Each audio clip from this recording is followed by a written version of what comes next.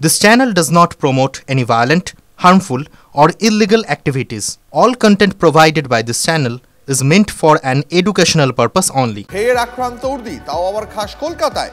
ছুরিকাহত এক sub inspector এবং constable এক ফুল ব্যবসায়ীর বিরুদ্ধে ছুরি দিয়ে কোপ মারার অভিযোগ। ঘটনাটি ঘটেছে নর্থ পোর্ট থানার সামনে। আর বিস্তারিত বিষয় জানবো, সুশোভন সহকর্মী আমাদের সঙ্গে রয়েছেন। সুশোভন, কিভাবে ঘটলো এই ঘটনা? দেখুন, নর্থপোর্ট থানার অন্তর্গত যে স্ট্যান্ড ব্যাংক রোড আছে, সেই রোডের সামনেই কিন্তু দুজন পুলিশ, তারা মূলত এলাকার ল অ্যান্ড অর্ডার দেখার জন্য তারা কর্তব্যরত অফিসে তারা দাঁড়িয়েছিল।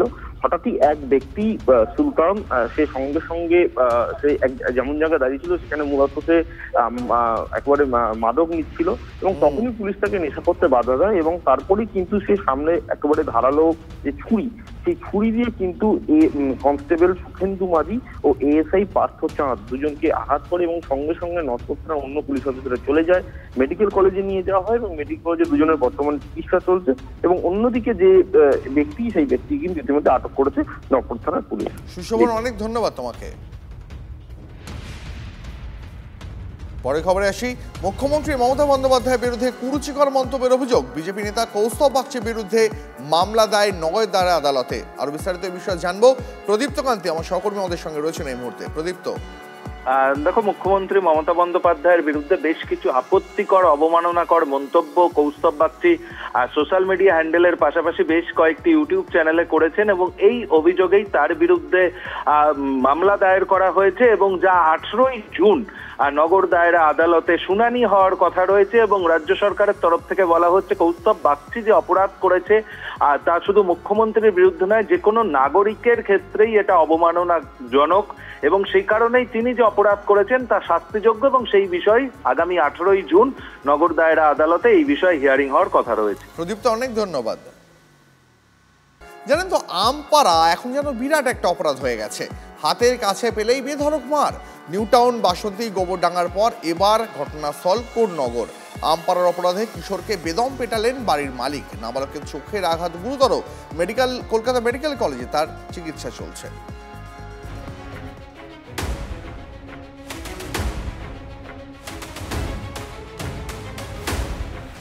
কি চলছে চারদিকে? কখনো নিউ টাউন তো কখনো বাসন্তী। কোথাও কিশোরকে মারধর তো কোথাও আবার মহিলার গলা কেটে নেওয়ার অভিযোগ। সামান্য আমপাড়া নিয়ে জেলার নানা জায়গা থেকে একের পর এক অপরাধমূলক কার্যকলাপ প্রকাশ্যে আসছে। এবার ঘটনাস্থল হুগলি।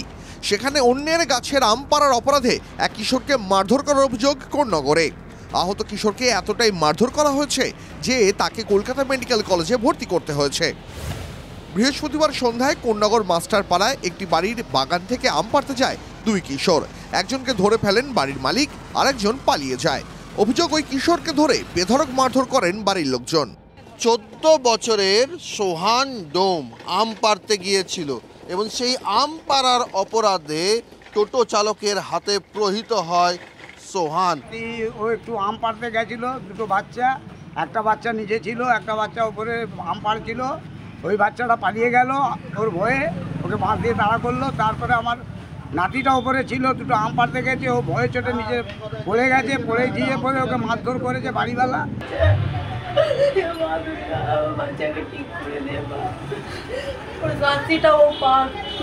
ছেলেকে মেরেছে, যে भी মেরেছে আমার ছেলেকে ও শাস্তি চাই।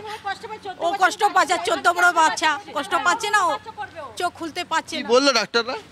ডাক্তার বলছে এই অবস্থা খারাপ আছে চোখের, এটা পুরো ভেঙে দিয়েছে, এখানে রক্ত জমে গেছে। যদিও অভিযোগ মানতে নারাজ অভিযুক্তর পরিবারের সদস্যরা। ধরা পড়ে গেছে, ও নিচে নামলো, ওকে খুবই পিটিয়েছে, এমন পিটিয়েছে কেমন, এমন পিটিয়েছে কেন আমার জীবনটা চলে যাওয়ার মতন এমন অবস্থা। ঠিক আছে, কিছু করেছে, আমাদের কেসে বলুক যে তোমার বাচ্চা এরকম করেছে, এমন মেরেছে। কারা মেরেছে?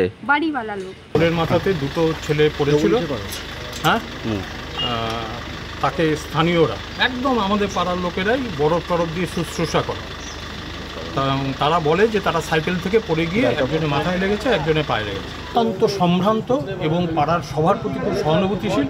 আম চুরি করতে হলে ওনারা বাড়ির থেকে আম বার করে দিয়ে দেয়। পরিবারের লোকেরা বলছেন বিচার চায়।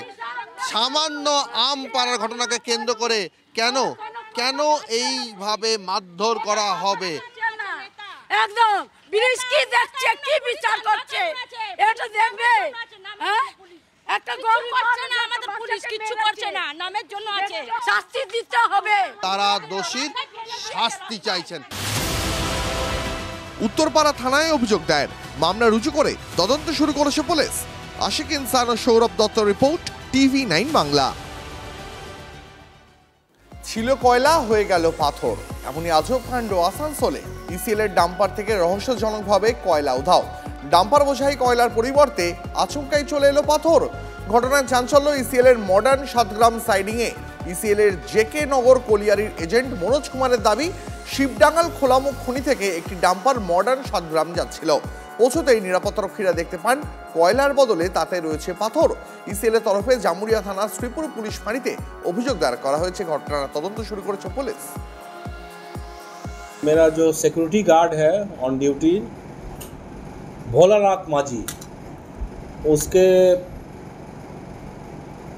प्रयास से उन्होंने देखा कि ये अनलोड कर रहा है तो ये कोयला नहीं है।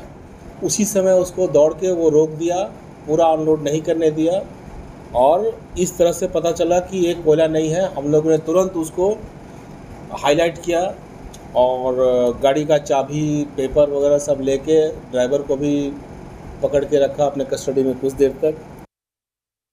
চিকিৎসকদের থাকার কোয়ার্টার যেন হয়ে উঠেছে সমাজ বিরোধীদের আখড়া। মালদার বুলবুলচন্ডির RN রায় গ্রামীণ হাসপাতালের পাশে চিকিৎসকদের থাকার কোয়ার্টার। অভিযোগ, সেই কোয়ার্টারের সামনে প্রায়ই সমাজ বিরোধীরা উৎপাত করে, লোকজনকে ধরে পেটায়, কখনো কখনো নিজেরাই নিজেদের মধ্যে মারামারি করে।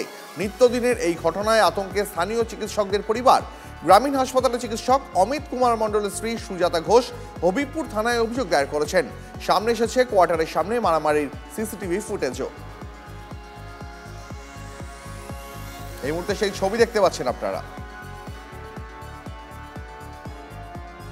পরে খবরে আসি, দুপাশে কংক্রিটের রাস্তা, মাঝের কালভার্ট ভাঙা, শহরের সঙ্গে বিচ্ছিন্ন যোগাযোগ। কার্যত দ্বীপের মতন দিন কাটছে বাঁকুড়া রানীবাঁধের কুলাম গ্রামের বাসিন্দাদের। গ্রামবাসীদের বক্তব্য, আগে কাঁচা রাস্তা থাকলেও জোরখালের ওপরে কালভার্ট ঠিকঠাক থাকায় অন্তত যাতায়াতটুকু করা যেত, কিন্তু এখন জোরখালের দুদিকে পাকা রাস্তা হলেও কালভার্টটাই ভাঙা। অভিযোগ, পঞ্চায়েত থেকে জেলা পরিষদের কাছে একাধিকবার আবেদন করা হলেও কাজের কাজ হয়নি। অগত্যা নিত্যদিন স্কুল কলেজে যাতায়াত হোক বা রোগীকে নিয়ে হাসপাতালে যাওয়া, সব ক্ষেত্রেই তাদের ভরসা জঙ্গলের মাঝখান দিয়ে ভাঙাচোরা ঘুরপথ। খুব ভালো অবস্থা নয়, ও ভাঙা অবস্থা, ও পারাপার হচ্ছে না। তো এটা আজ ধরুন বছর 5-7 হয়ে গেল, দিয়ে হয়তো দুর্ভাগ্য হয়ে 1 বছর, আজ 2 বছর আগে একটা লোক মারা গেল মোটরসাইকেলে। এই তো দেখছেন তো কি অবস্থা, এখানে কিচ্ছু যাতায়াত হয়নি। এখান থেকে তুমি ধরতে পারো, যদি কোনো পেশেন্ট হয়, এই সিকেডি, এরপর বলন, গর্ভবতী, এগুলো তো পরিষেবা কোনোতে করা যাবে না। তাহলে আবার টোটো তো ওখানে রিক্সা আছে, ভয়ে যাতায়াত। হ্যাঁ, ভয়ে যাতায়াত করতে হবে। আমরা চাইছি যাতে ভালো, মানে ইয়াটা তাড়াতাড়ি হয়, আসা যাওয়া সুবিধা হবে আমাদের। কালভার্ট আছে, সেই কালভার্ট একদমই অবস্থা তার খারাপ, দুর্বিষহ অবস্থা। মানুষ যাতায়াত করতে গিয়ে যখন তখন পাহাড়কে পড়ে যাবে এবং যখন তখন বিপত্তি ঘটতে পারে। প্রশাসন সমস্ত কিছু জানা সত্ত্বেও দীর্ঘদিন যাবৎ এই জঙ্গলমহলকে পিছিয়ে রেখেছে এবং তার কাজ করেনি। চাষিদের তাদের কৃষি পণ্য, সেই পণ্য অবধি তারা বহন করতে পারছে না, গাড়ি ভাড়া করে নিয়ে যেতে পারছে না, তাতে করে তারা সঠিক দাম পাচ্ছে না। কোনো প্রসূতি মাও যদি সেখান থেকে বেরোয়, সেই গ্রাম থেকে বেরোতে পারবে না। পঞ্চায়েতের যে টাকা, সে দুর্নীতি করে এরা শেষ করে দিয়েছে, কাটমানি খেয়ে শেষ করে দিয়েছে। সে টাকা পিছিয়ে রাখা জায়গা করে রেখেছে এই তৃণমূলের সরকার। আমরা ধিক্কার এবং প্রতিবাদ জানাই। এটা দেখুন, পশ্চিমবঙ্গ সরকারের মাননীয় মুখ্যমন্ত্রী তথা সামগ্রিকভাবে মন্ত্রী পরিষদ এ বিষয়ে কেন্দ্র বঞ্চিত রেখেও আমাদের রাজ্যকে পিছিয়ে দিতে পারে না। সর্বক্ষেত্রেই মাননীয় মুখ্যমন্ত্রীর দৃঢ় পদক্ষেপ। কিন্তু কালভার্টটা অতি সত্বর আমরা বর্ষার আগেই প্রকল্প নিয়েছি এবং পরিকল্পনা মাফিক কাজে রানীবাঁধ পঞ্চায়েত সমিতি এ বিষয়ে জরুরি সিদ্ধান্ত গ্রহণ করেছেন। আশা করি কয়েকদিনের মধ্যে, অর্থাৎ বর্ষার আগে আমরা রূপায়ণ করব। গ্রাহক সেজে সোনার দোকানে চুরি, সিসিটিভি ফুটেজ দেখে হাতে নাতে ধরে ফেললেন দোকানদার। দক্ষিণ দমদম পুরসভার 22 নম্বর ওয়ার্ডের নাগের বাজারে সোনাপটির ঘটনা। সোনার গয়না কেনার অছিলায় সোনার আংটি, কানের দুল হাতিয়ে নিচ্ছিল 2 জন যুবতী। সিসিটিভিতে বন্দী হওয়া গোটা ঘটনা নজরে আসে দোকান মালিকের। 2 যুবতীকে আটক করেন নাগের বাজার থানার পুলিশ। উদ্ধার হয় চুরি যাওয়া গয়না। এই মুহূর্তে সেই ছবি দেখতে পাচ্ছেন আপনারা, দুজন যুবতী তারা গ্রাহক সেজে এসে দোকান থেকে সোনার গয়না চুরি করার চেষ্টা চালাচ্ছিল, কিন্তু হাতে নাতে ধরে ফেললেন দোকানদার। নাগের বাজারে সোনাপট্টির ঘটনা। সোনার গয়না কেনার অছিলায় তারা দোকানে আসে, আর সেই ফাঁকে সোনার আংটি, কানের দুল হাতিয়ে নেওয়ার চেষ্টা চালাচ্ছিল। 11ই জুন স্নানযাত্রা, 27শে জুন থেকে রথযাত্রা শুরু। এবারই প্রথমবার দীঘায় হবে মহা সমারোহে রথযাত্রা। স্নানযাত্রার আগে TV9 বাংলার কাছে এক্সক্লুসিভ দীঘার রথের ছবি দেখুন। প্রস্তুত রথযাত্রার জন্য দীঘার জগন্নাথ ধাম। ইতিমধ্যেই তৈরি হয়ে গেছে 3টি রথই।